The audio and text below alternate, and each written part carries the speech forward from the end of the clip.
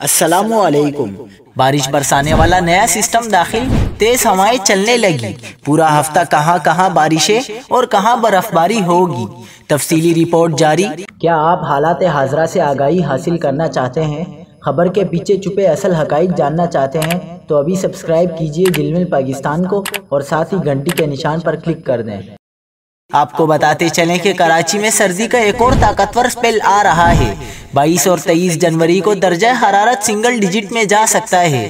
Director महकमा मौसमियात सरदार सरफराज का कहना है कि कराची में बारिश का फिलहाल कोई इम्कान नहीं।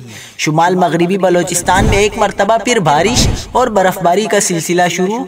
चमन और गिरदो नवा में गर्द आलू तूफानी हवाएं चलने से बिजली की फराहमी मुतासिर हो गई। चीफ मेट्रोलॉजिस्ट ने बताया कि मगरिबी हवाओं का सिलसिला अफगानिस्तान और ईरान में मौजूद है। पाक ईरान सरहदी इलाकों में बारिश का सिलसिला वक्फे वक्फे से जारी है। बालाई इलाकों में तेज सर्द हवाएं चलने से मामूलात जिंदगी मुतासिर है। 20 जनवरी तक यह सिलसिला मुल्क के शुमाली हिस्से पर भी असरअंदाज होगा।